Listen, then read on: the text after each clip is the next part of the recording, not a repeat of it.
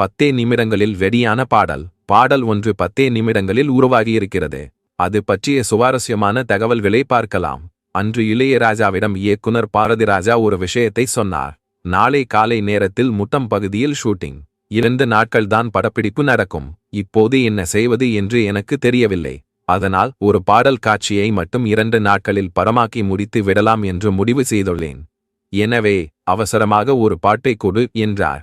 அவரது அவசரம் தனக்கு புரிந்தாலும் உடனே பதிலளிக்காத இளையராஜா, இவ்வளவு அவசரமாக பாட்டு கேட்டால் எப்படி என்று சொல்லி முடிப்பதற்குள் முந்திக் கொண்ட பாரதிராஜா, இங்கு உன்னால் முடியாதது என்று எது இருக்கிறது? தயவு செய்து ஒரு பாட்டை கொடு, நான் உன்னைத்தான் மலை போல் நம்பியிருக்கிறேன் என்றார். இதையடுத்து பாடலுக்கான சிச்சுவேஷனை கேட்காமலேயே வைரமுத்து ஒரு பாடலை எழுதினார். பிறகு அவர், பாட்டை எழுதச் சொல்லிவிட்டீர்கள், படத்தில் என்ன சிச்சுவேஷன் என்று சொல்லவில்லையே என்றார். உடனே இளையராஜா, இது ஒரு காதல் பாட்டு, பொதுவாக எழுதி கொடுங்கள் என்றார். உடனே பிரசாத் ஸ்டுடியோவில் உட்கார்ந்த வைரமுத்து 10 நிமிடங்களில் ஒரு பாடலை எழுதி முடித்தார்.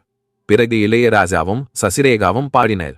இந்த பாடலின் ஆரம்பத்தில் காதலும் பிற்பகுதியில் சோகமும் கலந்திருக்கும். இசையை மட்டும் தனியாக பிரித்தால் இசையை சொல்லிக் கொடுக்கும். வரிகளை மட்டும் தனியாக பிரித்தால் அது ஒரு அழகான காதல் கவிதையாக இருக்கும்.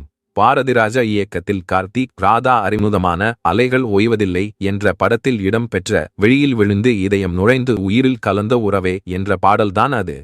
இந்த பாடலை இளையராஜா சுத்த தன்யாசி ராகத்தில் ஈடுபாட்டுடன் பாடி விருதங்கத்தின் சுதியில் சில வித்தியாசங்கள் செய்திருப்பார். ஒரு நேரம் வேகமாகவும் இன்னொரு நேரம் மெதுவாகவும் நகரும். இந்த பாடலின் கடைசி வரியில் வைரமுத்து நெஞ்சை தொட்டிருப்பார். எனக்கு மட்டும் சொந்தம் உன் இதழ் கொடுக்கும் முத்தம், உனக்கு மட்டும் கேட்கும் எனது உயிர் உருகும் சத்தம் என்று எழுதியிருப்பார்.